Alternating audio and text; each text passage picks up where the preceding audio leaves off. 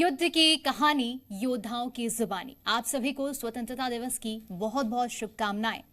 आज का ये खास कार्यक्रम उन लोगों के लिए है जो ये जानना चाहते हैं कि जब सरहद पर हमारे वीर सैनिक अपने प्राणों की चिंता किए बिना युद्ध के लिए अपने प्राण को निछावर करने की उम्मीद रखकर सरहद पर खड़े होते हैं, तो उनकी जुबानी, उनकी कहानी आज हम सुनाएंगे।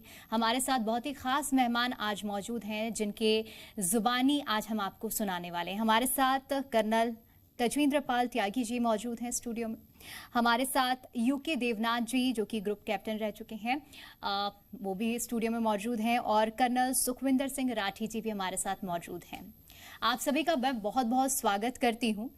और आज हम समझेंगे आपसे कि जब एक योद्धा युद्ध के लिए मैदान पे उतरते हैं तो क्या भावनाएं होती हैं। तो सबसे पहले कर्नल तजविंद्र पाल त्यागी जी, मैं आपसे समझना चाहूंगी और आपसे जानना चाहूंगी कि शुरुआत करिए, हमारे दर्शकों को बताइए वो क्या भावना होती है, क्या फीलिंग्स होती हैं जब एक योद्धा युद्ध के मैदान में उतरता है, और आप लोगों ने जो अपनी सर्विसेज दी हैं उसके बारे में सबसे पहले बताइए।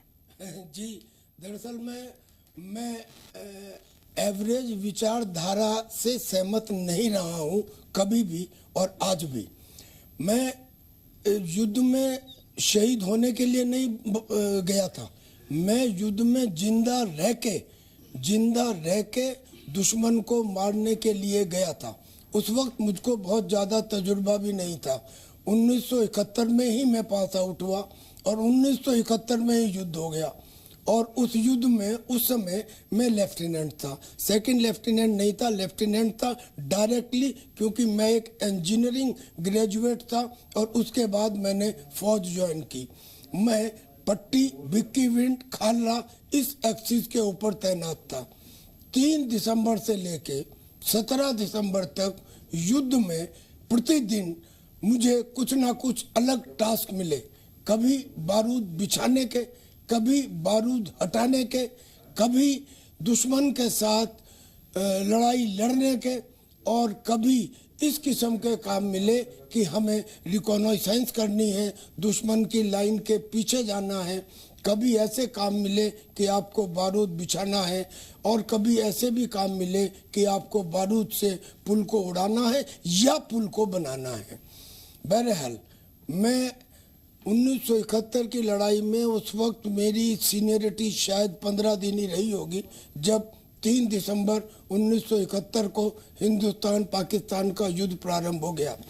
3 दिसंबर से लेके 17 दिसंबर तक कोई ना कोई काम हमने किया, लेकिन एक काम ऐसा हुआ जिसको भारत सरकार ने रिकॉग्नाइज किया।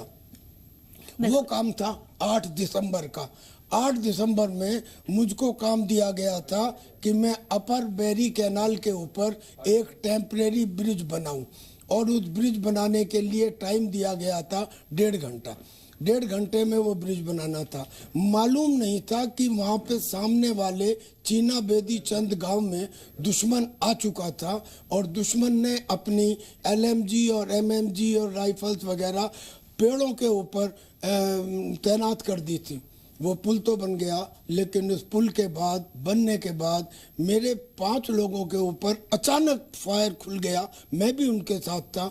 मुझे तो गोली नहीं लगी, लेकिन मेरे 5 सिपाहियों को गोली लग गई। मौत जब सामने होती है तब आदमी कैसे यकीन करता है, ये किसी स्टूडियो में बैठ के बताया ही नहीं जा सकता। ग्रुप कैप्टन यूके देवनाथ जी, अब मैं आपसे समझना चाहूंगी आपकी जो सर्विसेज का, आपका जो एक्सपीरियंस रहा है। सबसे पहले तो हम, क्योंकि आप वो योद्धा हैं जिनसे जानना चाहता है, हर एक देश का नागरिक सुनना चाहता है कि आप लोगों का क्या अनुभव रहा है। तो सबसे पहले अपना अनुभव आप दर्शकों को बताइए।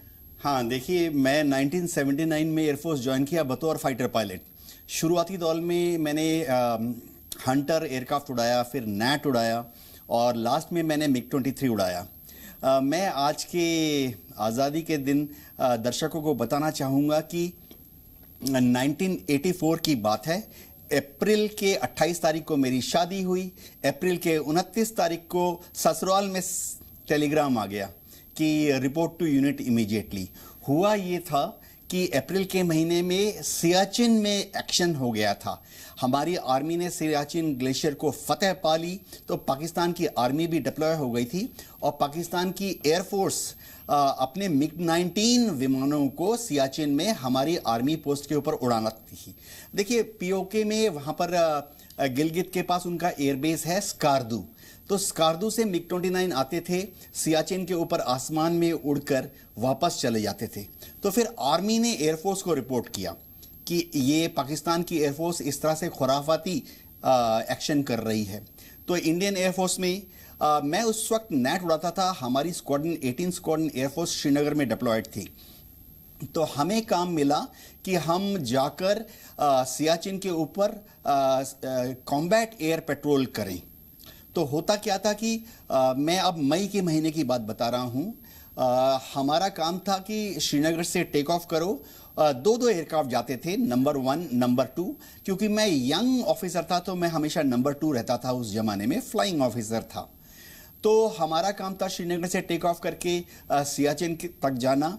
सियाचिन में जो हमारी आर्मी के पोस्ट थे वो सब 15,000 18,000 फीट की ऊंचाई पर थे। पाकिस्तानियों ने भी अपने पोस्ट सब 15,000 18,000 फीट पे रखे थे। तो एक आंकलन था कि हम वहां पर 20,000 22,000 फीट पे जाकर ऑर्बिट करते थे कॉम्बैट एयर पेट्रोल। उसका पर्पस ये था कि अगर मिग-19 आता है पाकिस्तान एयरफोर्स का, तो हमारा काम था कि हम अपने कॉम्बैट एयर पेट्रोल से उनको देखें और फिर उनका पीछा करें और उनको शूट डाउन करें। लेकिन पाकिस्तानी भी चतुर थे, जब वो अपने रेडार पर देखते थे कि सियाचिन के ऊपर इंडियन एयरफोर्स के नेट घूम रहे हैं, एक नहीं दो घूम रहे हैं, तो वो आते नहीं थे। इस तरह के मिशन जो हमने किए, इससे एक फ़ायदा ये हुआ कि पाकिस्तान की एयरफोर्स ने बहुत जल्दी सीख लिया कि अगर वो सियाचिन के ऊपर आएंगे और हमारी आर्मी के जो मूवमेंट है उससे इंटरफेयर करने की कोशिश करेंगे, तो बच के वापस वो अपने एयरबेस में जाके लैंड नहीं करेंगे। हमारी यूनिट ने पूरे मई के महीने में और जून के महीने में दर्जनों ऐसे मिशन उड़ाए। मैं गर्व के साथ कहना चाहता हूं कि इन मिशन के दौरान हमारी स्क्वाड्रन ने जो मिशंस उड़ाए, बाद में ना सिर्फ एयर हेडक्वार्टर, ना सिर्फ मिनिस्ट्री ऑफ डिफेंस, राष्ट्रपति जी ने भी हमारे स्क्वाड्रन 18 स्क्वाड्रन एयरफोर्स को प्रशंसा पत्र दिया। जी बिल्कुल। हमारे साथ एक और कर्नल हैं यहाँ पर स्टूडियो में, कर्नल सुखविंदर सिंह राठी जी। कर्नल साहब, आपका अनुभव कैसा रहा है अपनी सर्विसेज को लेकर, और कुछ खास बातें जो आप अपनी सर्विसेज से जुड़ी हुई दर्शकों को बताएंगे? नहीं, अभी कर्नल त्यागी जी ने बताया। कर्नल त्यागी जी तो एक वो सोल्जर हैं जिन्हें अपनी ज़िंदगी में लड़ाई लड़ने का मौका मिला। एक फौजी का सबसे बड़ी अगर कोई उपलब्धि होती है या जो चाहत होती है वो यही होती है कि देश के लिए मैं दुश्मन के साथ लड़ाई लड़ूं। वो मौका तो हमें नहीं मिला क्योंकि 63 में तो हम पैदा ही हुए थे जी। मगर उसके बाद 71 के बाद पर दूसरी बहुत लड़ाई कह लो या कोई भी कारगिल की लड़ाई है, एंड मिलिटेंसी है, श्रीलंका है, ठीक है, और साथ बहुत ऑपरेशन करने का सौभाग्य हमें मिला और हमें गर्व है कि वो ऑपरेशंस हमने पूरे कामयाब किए। अभी देखिए जो त्यागी साहब ने बोला 71 की लड़ाई, अभी वो कन्वेंशनल वॉर्स अभी होना बहुत मुश्किल है। आपने भी देखा होगा कितनी बार हम बॉर्डर पे डिप्लॉय हुए हैं पर बिना लड़े हम वापस आ गए हैं। बिल्कुल। अभी टाइम है एक ये छोटा लो इकोनॉमिकल लड़ाई, जो मिलिटेंसी, जो में बेसिक एम क्या होता है दुश्मन का कि दूसरे को डिस्टेबलाइज करना। तो वो जब छोटे से उसमें डिस्टेबलाइज कर सकता है तो लड़ाई लड़ना आजकल के लिए, आज के टाइम में लड़ाई लड़ना एक economically is not viable for any nation, for the progress of the nation. तो उसमें मैं भी 4 दिन की नौकरी थी जब हमने गोल्डन टेम्पल का ऑपरेशन किया। अच्छा, ठीक है। और केवल फर्क त्यागी जी की लड़ाई में और मेरी लड़ाई में ये था कि त्यागी जी को सामने दुश्मन था, मुझे ये नहीं पता था कि दुश्मन कहाँ है, वो पीछे है, ऊपर है, नीचे है, सामने है, कहाँ पे है, अपनों में है, पराये में है। जी। तो वो दुश्मन को आइडेंटिफाई करना एक बहुत बड़ी मुश्किल होती है। कर्नल त्यागी जी, अब मैं इस बात को आगे बढ़ाती हूँ और आप सभी से मैं ये भी अब जानना चाहूँगी। कहते हैं कि जो एक फौजी होता है, फौज में जा रहा हो, चाहे जल थल नभ किसी भी फौज में, तो वो निर्भीक हो जाता है, निडर हो जाता है, उसके मन से ये डर खत्म हो जाता है कि सामने मौत खड़ी है। अभी जैसे कि कैप्टन राठी जी भी कह रहे थे कि अपनों में ही दुश्मन छुपा है लेकिन मालूम नहीं है। तो कैसे आप लोग इस सिचुएशन को टैकल करते हैं? देखिए, ये सब चीजें कहने की बातें हैं। अगर कोई ये कहे कि डर नहीं लगता, गलत है। अगर कोई ये कहे कि मैं मरने से नहीं डरता, गलत है। दरअसल में आदमी को अपनी बुद्धि का इस्तेमाल करना पड़ता है। किस बात के लिए? कि मैं आज जिंदा रहूं ताकि कल को लड़ सकूं। ये कहना कि मैं जाके शहीद हो जाऊं, क्यों हो जाऊं मैं शहीद? मैं तो शहीद होना नहीं चाहता, मैं तो दुश्मन को शहीद करना चाहता हूं। लिहाजा अपने दिमाग को, आपको हर सेकंड बिल्कुल एक रेजर ब्लेड की शार्पनेस की तरह लड़ाई में रखना पड़ता है। हर 2 सेकंड के बाद जो सिचुएशन बदलती है, उसमें अपने आप को कैसे अडेप्ट करना है, ये चीज तब स्वयं आ जाती है जब आप युद्ध में होते हैं। युद्ध में ऐसा नहीं है कि एक गोली आ रही है आपके सामने नॉर्मल राइफल की गोली भी है, लाइट मशीन गन की गोली भी है, मीडियम मशीन गन की गोली भी है, बम्बार्डमेंट भी है, हैवी बम्बार्डमेंट, मीडियम बम्बार्डमेंट और ऊपर से एयर बम्बार्डमेंट भी। कितनी तरह के फायर आपके पास आते हैं। कुछ समय के बाद जब आप युद्ध में रह लेते हैं तो आप उस फायर से तो इम्यून हो जाते हैं। आपको अंदाजा हो जाता है जैसे ही दुश्मन का आर्टिलरी शेल निकलता है कि वो अंदाजन किस जगह आके गिरने वाला है, तो आप अपने को बचाने के लिए करीब करीब रास्ते निकाल लेते हैं। लेकिन लड़ाई के अंदर सबसे ज्यादा इंपॉर्टेंट चीज ये रहती है कि मुझे दुश्मन को मारना भी है और जिंदा भी रहना है। ये जो बात जिंदा रहना है, मैं इसके ऊपर ज्यादा स्ट्रेस इसलिए कर रहा हूँ क्योंकि हमारे देश में एक अजीब सी गंदी सी प्रथा चली हो रही है, जाइए शहीद हो जाइए। क्यों जाऊं मैं शहीद? मैं तो दुश्मन को शहीद करना चाहता हूँ। शहादत देने का काम मैं दुश्मन को देना चाहता हूँ, मैं खुद शहीद नहीं होना चाहता, मैं तो जिंदा रह के देश की सेवा करना चाहता हूँ। हाँ जी, आसमान की लड़ाई एकदम अलग होती है। मैं आपको 1987 ऑपरेशन ब्रास्टेक्स का वाकया देना चाहता हूँ। किन्हीं कारणों से भारत की आर्मी, नेवी, एयरफोर्स को अलर्ट कर दिया गया और पश्चिमी सीमा पाकिस्तान के साथ तैनात कर दिया गया। तो हमारी स्क्वाड्रन जो थी 10th स्क्वाड्रन एयरफोर्स, MiG-23, हमें फॉरवर्ड पोजीशन में जाने का हुक्म मिला। अब बता ही देता हूँ, सीक्रेट नहीं है, हमें जैसलमेर में डिप्लॉय किया गया और हम वहाँ पर फरवरी मार्च तक डिप्लॉय रहे कि कुछ एक्शन होने वाला है। अब इंटेलिजेंस ने हमें ये बताया कि पाकिस्तान की जो एयरफोर्स है उनको फ्रांस से नए नए surveillance radar, fire control radar मिले थे। उनका नाम था MPDR। तो उन्होंने वहां डिप्लॉय किए हुए हैं बॉर्डर के उस तरफ। उनका एक बेस था सकर की तरफ, और इसी तरह से उनको एक नया एंटी एयरक्राफ्ट मिसाइल मिल गया था, Crotale laser guided anti aircraft missile system. तो उन्होंने क्रोटेल मिसाइल सिस्टम्स के भी फायरिंग दस्ते तैनात कर दिए थे। अब हमें पता नहीं था कि वो कहां पर हैं। तो एयर हेडक्वार्टर से हुक्म आया, कमांड हेडक्वार्टर से हुक्म आया, हमारे स्क्वाड्रन को 10th स्क्वाड्रन को जिम्मेवारी मिली कि पता करो इन्होंने कहां पर MPDR रडार लगाए हैं और क्रोटेल एयर डिफेंस सिस्टम को डिप्लॉय किया है। तो तरीका होता है, क्या होता है, एक इलेक्ट्रॉनिक वॉरफेयर एयरक्राफ्ट हमारा होता है, पालम से आता था उस जमाने में, ट्रांसपोर्ट विमान, उसमें एंटेना लगे होते हैं और दुश्मन के रेडार से जो फ्रीक्वेंसी आ रही है उसको वो भांप लेता है, ट्रायंगुलेशन करके उसकी लोकेशन पता कर लेते हैं। अब हुआ क्या, पाकिस्तानी भी बड़े चतुर हैं, प्रोफेशनल हैं, उन्होंने अपने रेडार्स को ऑफ कर दिया। तो अब कैसे, how to force them to switch on their radar, कि वो अपना रेडार ऑन करें। तो प्लान आया फिर से ऊपर से कि एक पायलट को भेजो, वो जैसलमेर से टेक ऑफ करेगा, आगे जाएगा तनोद, घुटारू और पाकिस्तान बॉर्डर में सुकर की तरफ हाई स्पीड पर, लो लेवल पर 1200 किलोमीटर स्पीड पे जाएगा। और इसको हम कहते हैं होस्टाइल, कि पाकिस्तान समझेगा कि होस्टाइल एक्टिविटी हो रही है तो वो अपना रेडार ऑन करने के लिए मजबूर हो जाएंगे। और जब वो अपना रेडार ऑन करेंगे तो हमारा जो इलेक्ट्रॉनिक वॉरफेयर एयरक्राफ्ट है वो भांप कर ट्रेंगुलेशन करके उसकी लोकेशन को प्लॉट कर देगा। तो कमांडिंग ऑफिसर के पास जब ये आया तो उसने सब देखा, एक स्क्वाड में 18 जहाज होते हैं और 18 पायलट होते हैं। कमांडिंग ऑफिसर ने देखा यार ये लड़ाई तो शुरू नहीं हुई, तो किसको भेजें, एक जहाज जाएगा इस तरह से और फिर वापस आ जाएगा।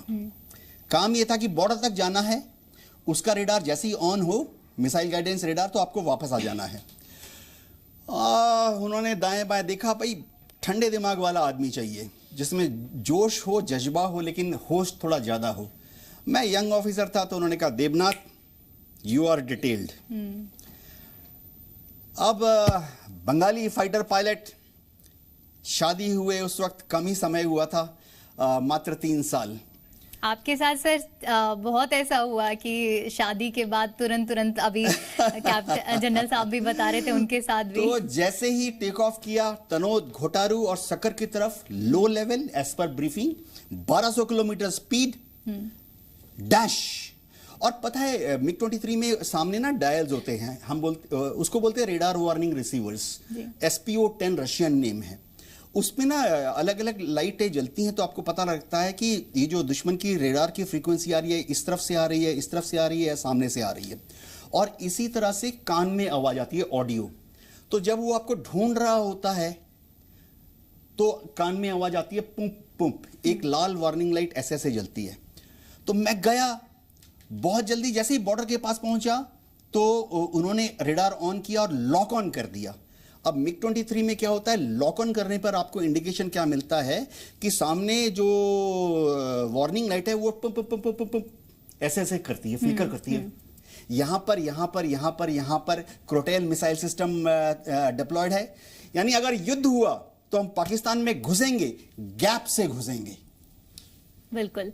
और ये एक्सपीरियंसेस ही होते हैं, जब उस वक्त घटनाएं हो रही होती है तब किसी को मालूम नहीं पड़ता है, लेकिन जब उनकी कहानी सुना जाए तो अनुभव कुछ अलग होता है। कर्नल राठी जी, मैं अब आपसे वो सवाल और वो जवाब चाहूंगी कि जब एक व्यक्ति के सामने, एक आर्मी ऑफिसर के सामने एक दुश्मन और उसकी गोलियां होती हैं, तो उस वक्त दिमाग में क्या होता है? मिशन या फिर डर, भय, किस तरह की फीलिंग होती है? मैडम, अभी मेरे दोनों साथियों ने, मेरे सीनियर्स, इन्होंने अपने अपनी कहानी बताई, तो इससे बिल्कुल स्पष्ट है जो अभी केरला की हाई कोर्ट ने भी कहा है सैनिक के बारे में, कि सैनिक देश के लिए एक ब्लैंक चेक साइन करके जाता है। तो ये वो ब्लैंक चेक है जो कथा इन्होंने बताई है, ये वो ब्लैंक चेक है। जो आपने क्वेश्चन पूछा है उसका सबसे सिंपल मैं आपको आंसर देता हूं, कारगिल की लड़ाई। जी। कारगिल की लड़ाई थी और मैं आपको गर्व होना चाहिए, गर्व है इस देश के लोगों को, अपनी सेना के ऊपर गर्व है कि ये केवल, मैं पर इतना जरूर बताना चाहता हूं कि ये लड़ाई, कारगिल की लड़ाई, अगर कोई देश, कोई पूरे विश्व में अगर कोई सेना लड़ सकती थी तो वो भारत की सेना लड़ सकती थी। वो इसलिए लड़ सकती है क्योंकि वो अपने देशवासियों से प्यार करती है। बिल्कुल। कारगिल की लड़ाई के ऊपर आपको पहाड़ के ऊपर चढ़ना है। आपको ऊपर जो बैठा है, आप अपना, मैं एक सिंपल सा उदाहरण देता हूं कि आपके मोहल्ले में कोई लड़ाई हो गई है, आप अपनी छत के ऊपर बैठे हो, नीचे वाले के पास बंदूक है और आपके पास पत्थर है। उसकी बंदूक कोई यूज की नहीं है, आप पत्थर से ही उसे मार दोगे। तो वही हाल मिस वहां पे था कि आप ऊपर जा रहे हो, ऊपर वो बैठा है और उसके पास पत्थर नहीं थे, उसके पास मशीन गने, रॉकेट लॉन्चर्स, ठीक है, माइंस, सब बंकर्स, सब कुछ उसके पास था।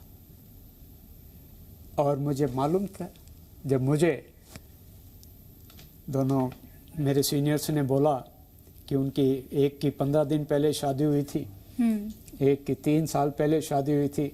जब मैं कारगिल के लिए मैं गया तो मेरी बेटी 6 महीने की थी, मैंने उसको देखा भी नहीं था। महीने 15 दिन का उसका बेटा था। जब उसकी वाइफ से उससे पूछा गया कि आप अपने पति के बारे में कुछ कहना चाहेंगे, तो उसने ये कहा था, और ये उसके चाचा, सुभाष के चाचा भी शहीद होके आए थे, वो भी फौज में थे, वो भी महीना 2 महीने पहले शहीद हुए थे।